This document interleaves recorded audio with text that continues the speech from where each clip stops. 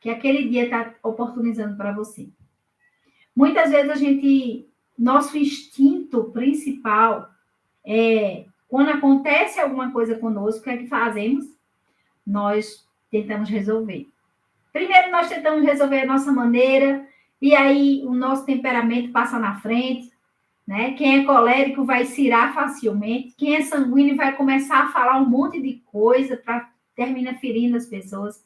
Quem é melancólico vai ficar com raiva e vai reter aquilo como uma mágoa profunda. E quem é fleumático não vai saber o que fazer.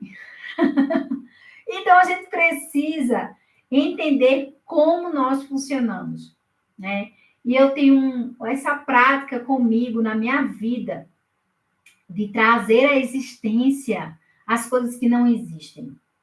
Aconteceu algo, eu estou vivendo dentro do mesmo ciclo, estou fazendo a mesma coisa. Você já parou para observar se aquilo tem acontecido com você corriqueiramente? Você entrar dentro do mesmo ciclo, está vivendo a mesma coisa no seu casamento. E aí você fica, meu Deus, aconteceu de novo. E aí eu vou ter que perdoar de novo. Aí eu vou ter que conversar de novo. Se você parasse, antes de ter esses pensamentos, você parasse e dissesse assim, Senhor, eu sei que aconteceu de novo, mas eu quero orar. Porque dessa vez eu quero começar diferente. Eu quero começar com um passo diferente. Eu quero começar, Senhor, nem sabendo agora como eu vou atuar, mas sabendo que o Espírito Santo vai me dar as estratégias. E isso é muito importante, porque a partir do momento que a gente vive esse mesmo ciclo no nosso casamento, que a gente volta para aquele mesmo lugar, que a gente fica andando em círculos, e o povo andou em círculos durante muito tempo no deserto. E eles andaram em círculos justamente por quê? Porque eles murmuravam, eles eram ingratos, porque eles não conseguiam compreender a vontade do Senhor para o povo naquele tempo. Então, muitas vezes a gente vai continuar também vivendo os mesmos ciclos, porque o nosso coração está corrompido pelas mesmas coisas. Aí a gente lança a mesma palavra, a gente lança a mesma atitude, mas o Senhor está chamando a gente para fazer um caminho contrário. Ele está chamando a gente para fazer um caminho de orar primeiro, se ajoelhar primeiro, colocar o nosso coração em um lugar diferente. Muitas vezes, o jejum do silêncio que você vai produzir vai ser justamente o acesso que o Senhor quer primeiro ao seu coração. E eu tenho vivido isso. Eu tenho vivido, fortes tempos de perseguição, onde não adianta eu recorrer às pessoas e nem ficar achando pessoas para ficar ao meu lado ou contra mim. Porque normalmente a gente quer partidos. A gente forma esses partidos facilmente quando a gente tem um problema. No nosso casamento, né? O partido às vezes é a nossa mãe, aí a mãe dele tomou partido dele. Aí as coisas começam a entrar em outro rumo, em outro lugar, porque você muitas vezes não teve a sensatez de parar e orar antes. E aí você vai ficar com muitas vozes e com muitas coisas e guerras para resolver. Não era só uma guerra entre você e seu marido, agora se abriu uma batalha com outras pessoas. Pense nisso, que você pode parar um pouco, respirar. O cérebro vai pegar esse ar e você vai conseguir planejar mais facilmente até o que você vai orar. E quando você não conseguir orar, porque a situação é difícil, pode ser muito difícil para você, você vai clamar ao Espírito Santo que ore, interceda por você. Porque ele intercede com gemidos inexprimíveis. Amém? Então, hoje eu quero trabalhar alguns versículos para a gente entender, como se processa a palavra de Deus com relação à oração. O primeiro versículo que eu quero apresentar é Jeremias 29:12, que fala: Então vocês me invocarão e se aproximarão de mim em oração, e eu os ouvirei. Aqui tem 3 atitudes.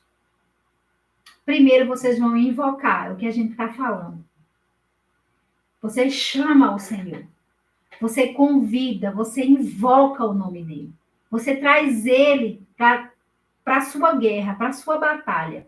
É como se você estivesse num fronte de batalha, do outro lado o exército inimigo e desse lado de cá o seu exército. E você invoca. Quando você invoca, o Senhor manda anjos de guerra. No espiritual é assim. Então, esse versículo é um versículo que ele pode permear na sua mente. Você pode decorar ele, trazer ele à existência. Então, você me invocará. Você me chamará. E você vai se aproximar de mim em oração. A oração, ela é um canal de comunicação entre você e o Senhor. É um canal de conexão. É como se fosse aquele cabo de fibra óptica em que, quando a gente se coloca nesse lugar, se aproxima em oração. A velocidade com que você começa a receber um ânimo diferenciado começa. Quando você ora, você consegue ter paz, você consegue entrar, a sua mente consegue desligar um pouco das circunstâncias para você se conectar ao seu Criador. Ele, melhor do que ninguém, conhece você. Ele conhece a sua essência. E ele sempre vai injetar essa essência em você de volta. Você abriu um canal, você lançou algo para ele, lançou um questionamento, uma dúvida, uma pergunta, lançou o seu coração, a sua dor que você tem sentido, lançou a sua gratidão, e ali o Senhor faz, o caminho, imediatamente. Por isso que nós dizemos assim, o Senhor é o meu refúgio, é a minha fortaleza, é o meu socorro presente na tribulação. Nós precisamos entender o papel que o Senhor tem na nossa vida. Porque muito será de você somente pedir. Mas quem é esse que você pede e ele te ouve? E ele conhece você, conhece a sua essência. O Senhor é um justo juiz. Ele é o melhor juiz que existe. Sobre ele estão todas as coisas na terra. Sobre ele tem todo o controle de tudo. Então, essa aproximação, esse canal, essa conexão vem pela oração. E eu os ouvirei. O Senhor promete nos ouvir. Essa é a terceira, forma desse versículo. Agora, a certeza de que você está sendo ouvida muitas vezes não vem para você, não vem para o seu coração, porque você não tem ouvido. Porque muitas vezes o seu canal de volta, está corrompido. Tem alguma coisa obstruindo essa voz que volta para você ouvir. E o Senhor muitas vezes diz, filha, ainda não é tempo de te dar isso.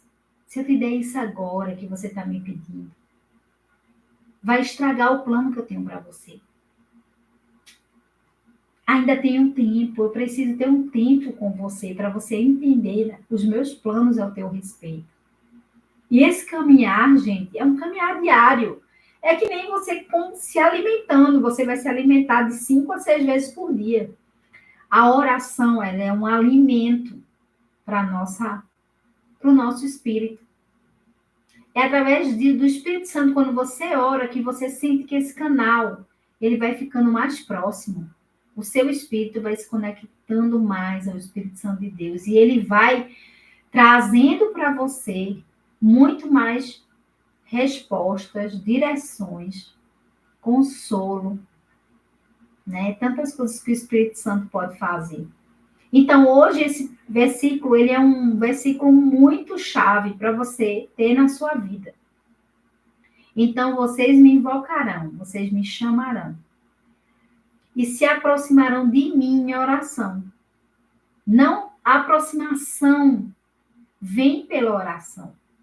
Dani, mas aí eu faço jejum para me aproximar, eu faço jejum. A gente vai estudar também nas disciplinas espirituais depois sobre o jejum.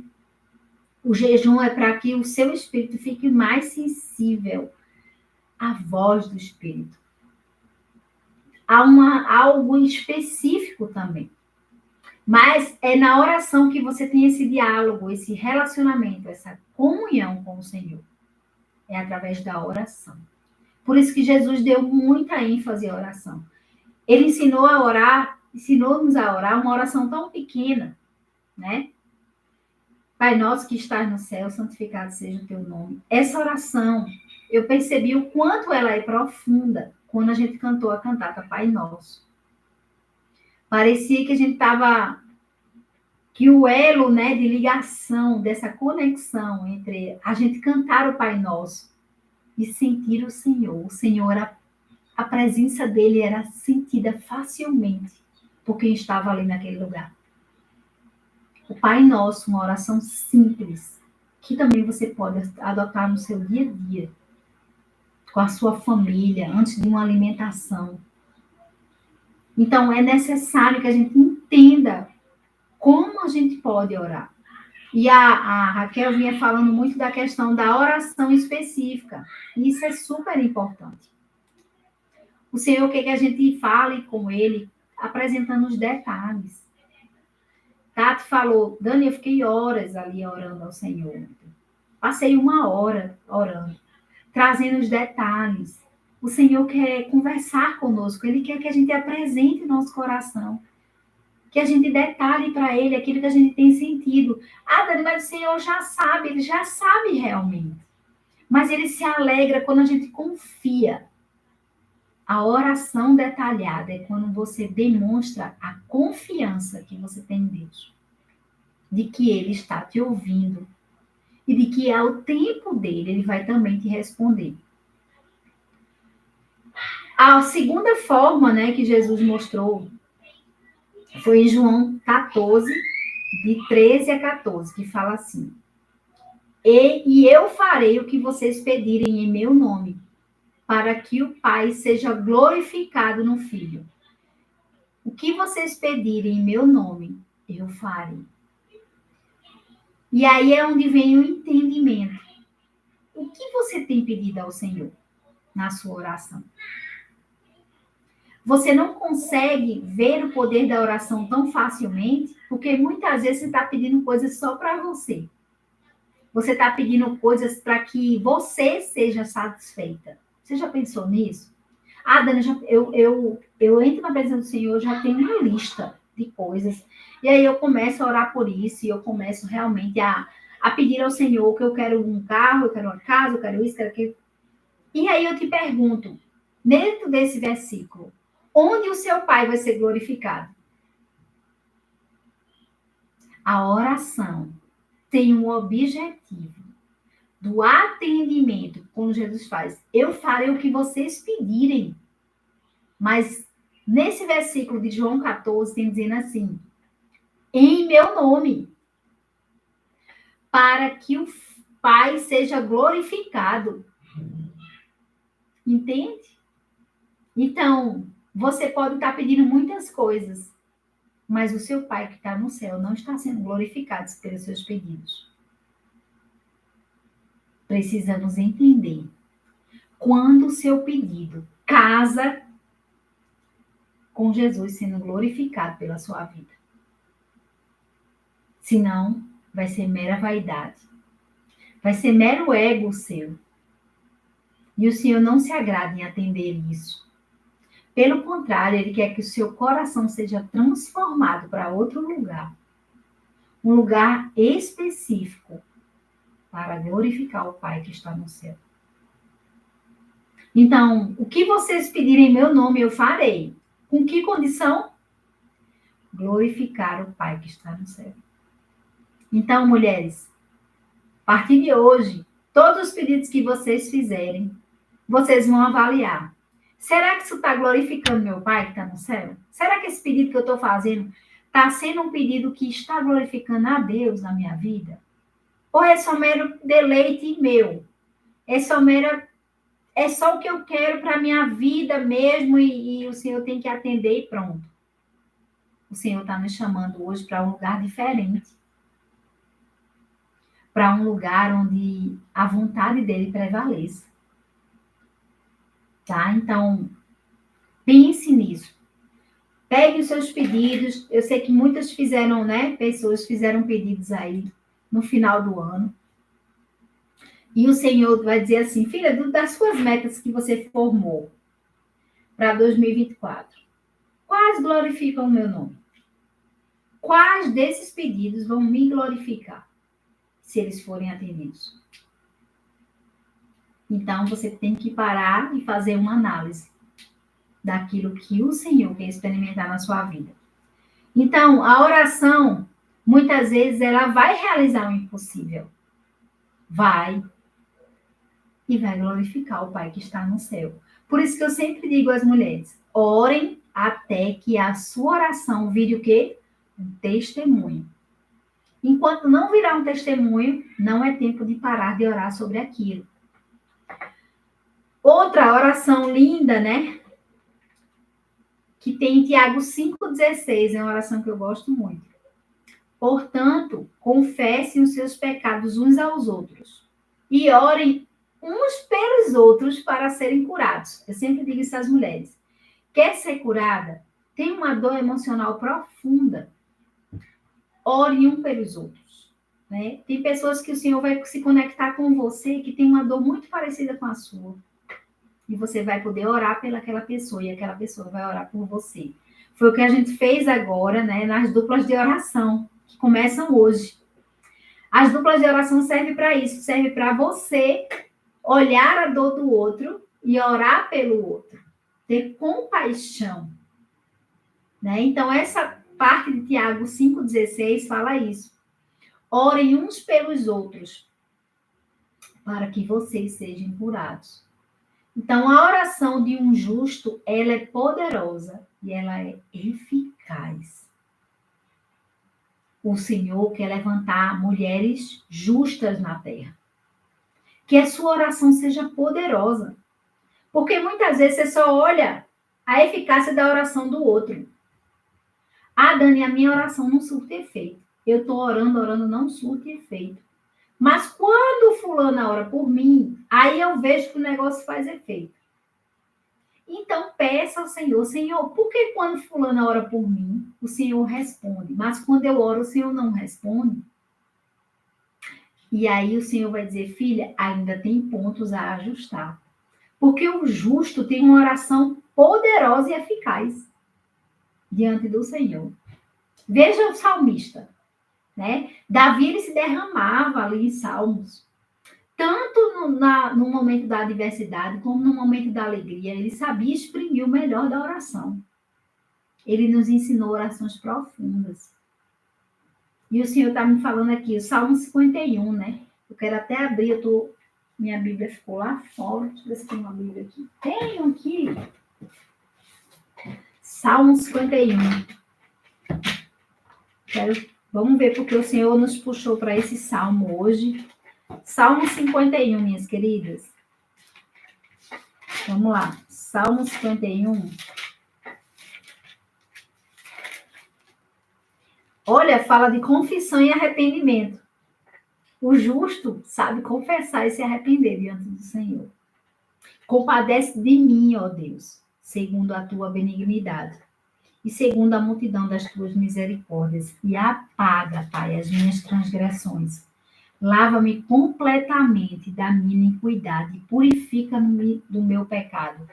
Antes de você adentrar na presença do Senhor, para a sua oração ser poderosa e eficaz, você precisa se arrepender. Senhor, perdoa os meus pecados, perdoa as minhas transgressões. Senhor, eu me arrependo disso. Eu não quero mais viver sobre esse pecado. Lava-me, Pai. Não tem como você entrar na presença do Senhor sem você pedir, clamar por isso. Pela benignidade. Fazendo com que as suas transgressões sejam lançadas no mar do esquecimento do Senhor. E aí você vai e derrama as suas transgressões. Pois eu conheço as minhas transgressões e o meu pecado estão adiante de mim. Pequei contra ti somente e fiz o que é mal aos teus olhos. de maneira que será tido por justo no teu falar e puro no teu julgar. Eu nasci na iniquidade e em pecado me concebeu minha mãe. E aí ele vem falando de todo o sacrifício que antes era feito. O sacrifício do holocausto, que você agora, em Jesus, não precisa mais. O seu acesso na oração foi liberado. Você tem acesso direto ao seu Pai que está no céu.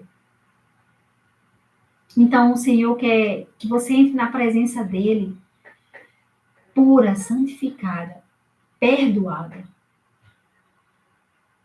Entende? Esse é o primeiro basilar de uma oração, ser poderosa e eficaz. Segundo, uma oração específica, com detalhes.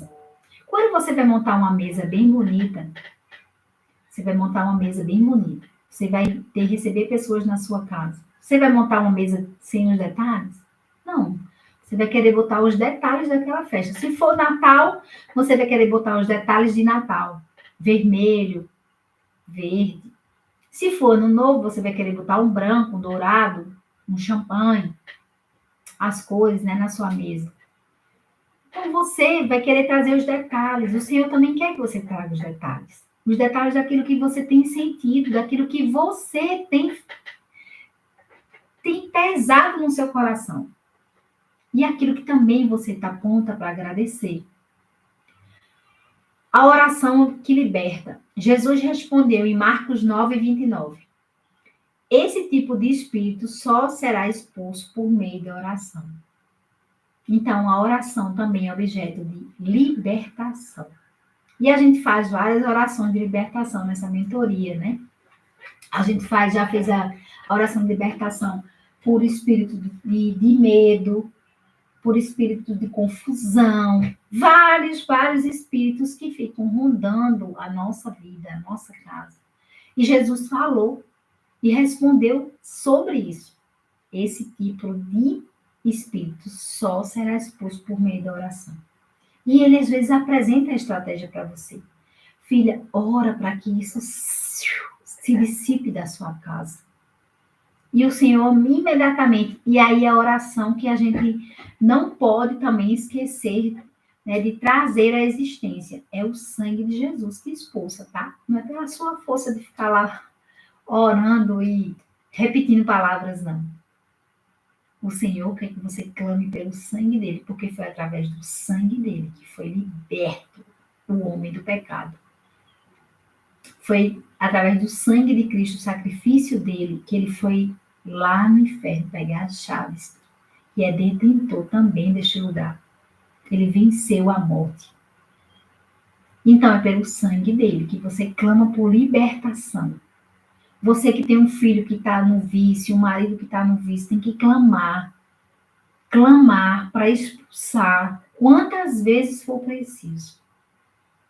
E ali o Senhor, através do sangue dele, que cura, que lava, que liberta, que vai tirar o homem da escravidão. Então, essa também é uma oração poderosa.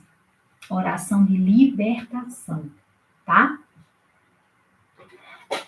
A oração de milagres. Jesus respondeu em Marcos 21, de 21 a 22. Eu asseguro que se vocês tiverem fé e não duvidarem, poderão dizer a este monte: levante-se e atire-se no mar, e assim será feito. E tudo o que pedirem em oração, se crerem, vocês receberão. Então, esse foi um parênteses que Jesus deixou para nós, esse ensinamento maravilhoso. Querem ver milagres? Vocês precisam orar com fé. A fé de que as coisas que você não viu, que não aconteceu, ela no espiritual você já recebeu e já aconteceu. É assim que você resgata as coisas espirituais como um milagre aqui no natural.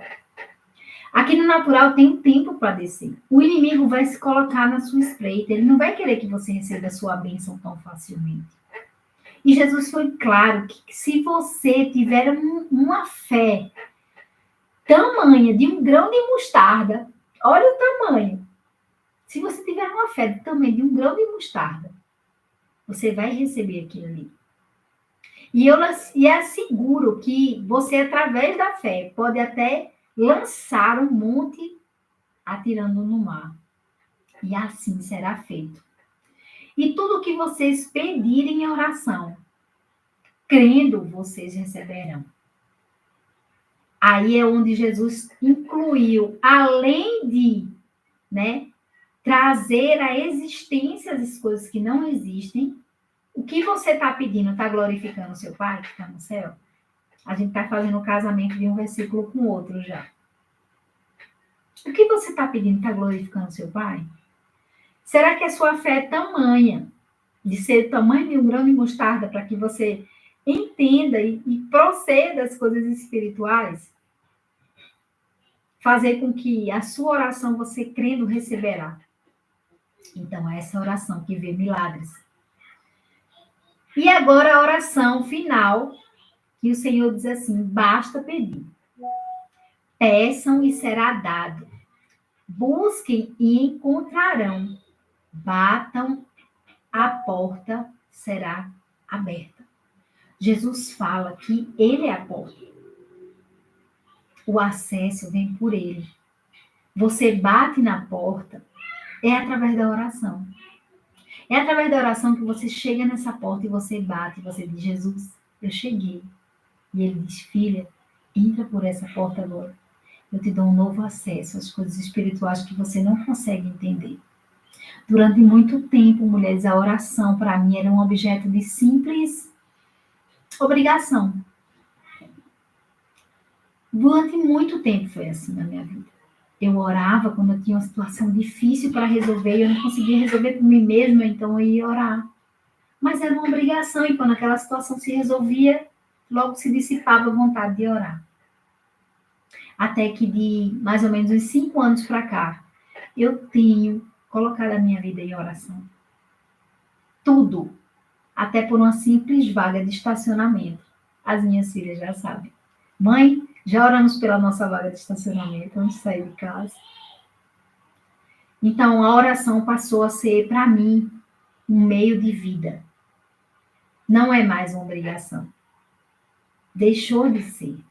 Não é mais uma regra que eu tenho que cumprir. Não. É um lugar de comunicação, de relacionamento. É um lugar que a porta se abriu. E eu já sei por onde passar. É um lugar que me dá deleite, é um lugar que me dá a presença dele. E eu quero da mesma forma incentivar você a fazer. A você ter um tempo para você orar. Qual é o tempo que você pode disponibilizar no seu dia para você orar? Quantas vezes você ora? Lá em Daniel 6 fala que Daniel orava 3 vezes ao dia ajoelhado. Ele encontrava tempo. E mesmo quando o rei disse para ele: olha, você não pode orar, ele continuou orando.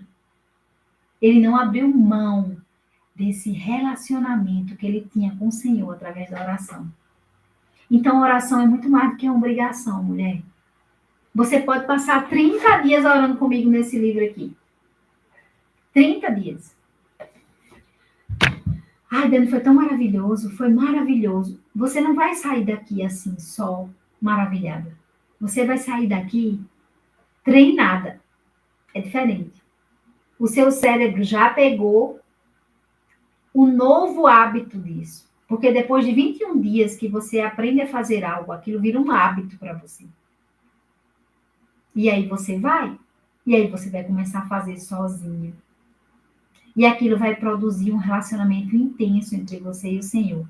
Aí é que depois disso, o Senhor vai dizer assim: filha, você já está tão experimentada em entrar nesse lugar pequenino, que agora eu quero que você ore por outras pessoas.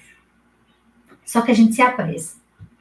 A gente começou já a orar e no segundo dia a gente já quer orar por fulano, por Beltrão, já quer liberar fulano no mundo espiritual, quer libertar isso, quer libertar aquilo outro. Calma. Entenda, a oração é um relacionamento entre você e o Senhor.